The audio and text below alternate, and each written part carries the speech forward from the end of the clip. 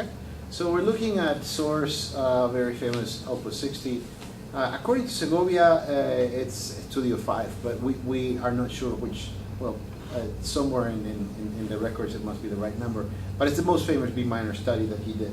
Now you actually have a lot of things that are present in this piece. The most important part is just knowing your notated half notes.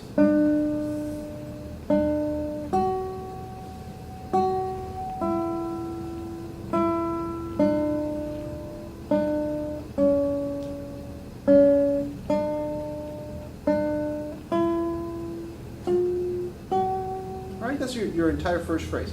You actually have a reply also in the bass line, right? One, or basically, and he's done a good job at scoring it, right? So you notice that those notes are standing out further apart. Yeah, I noticed because some of the other ones, they were stacked. Exactly. This one's off a little. Right, right, and he's basically telling you, you need to pay attention to those as you play, right?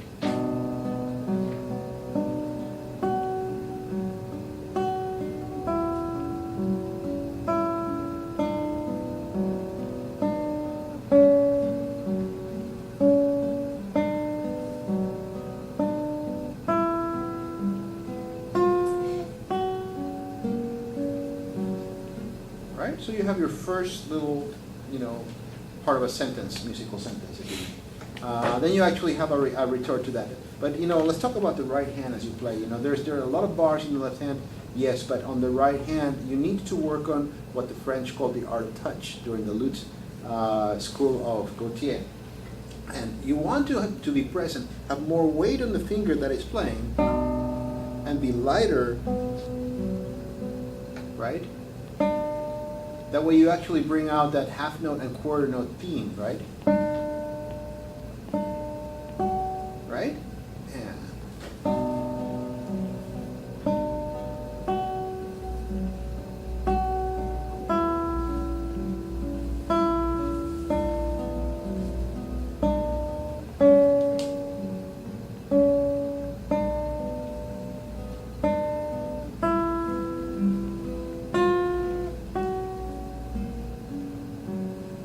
Bit of a ritardando at the end because you're just back on that B minor, and then you start again.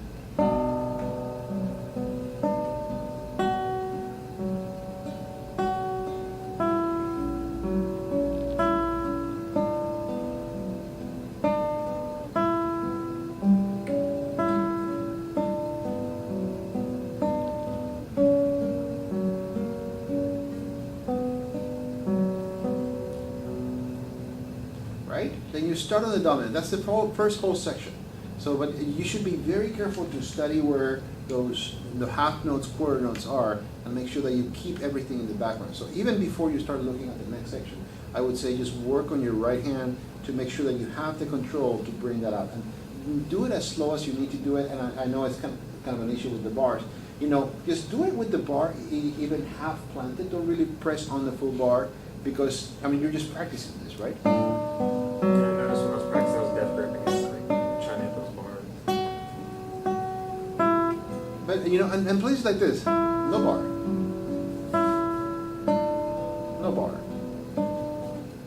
still no bar.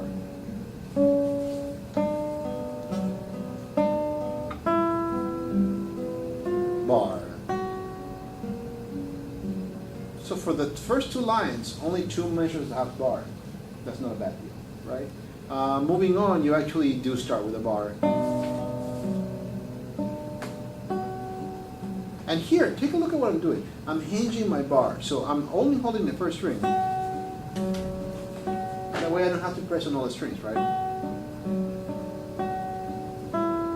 No bar.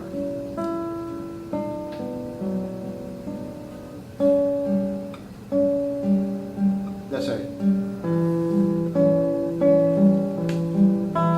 Did I skip a line here? No, I didn't.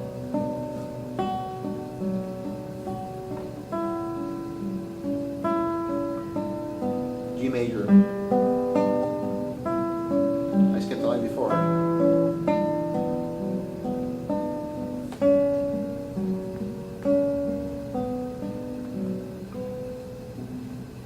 Right? You start your next section with a bar, yes. F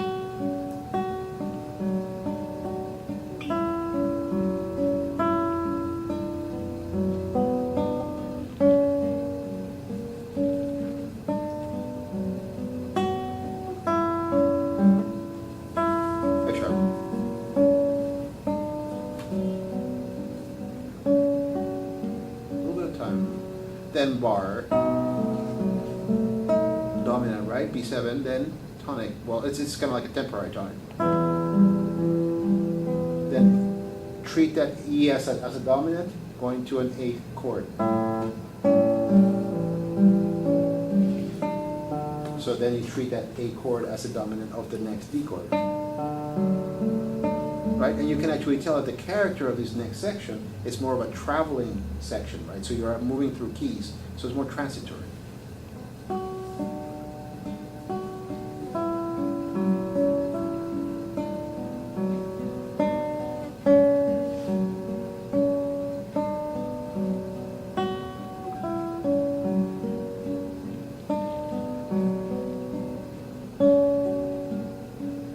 Now you start your trip.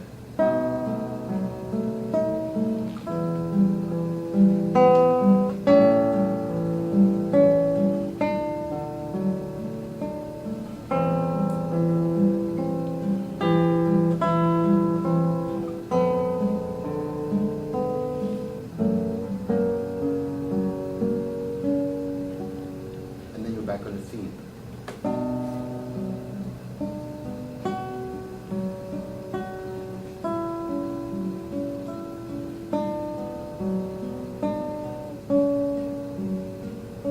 Crescendo. Hinge here. You gotta play the open B.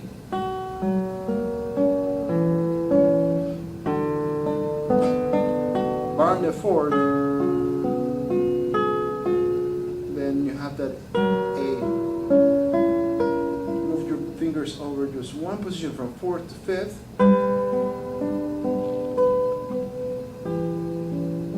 He wants it to do it. Right, so after just the last line of this kind of diminished chord, right? That's really a dominant.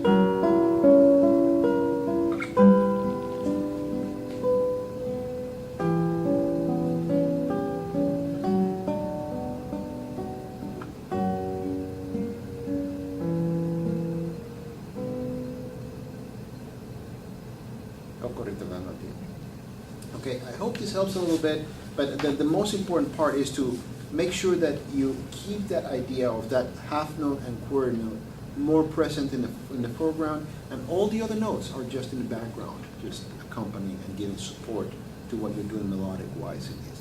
Always remember, some parts are transitory and some parts are more melodic, they're more static. Happy practice.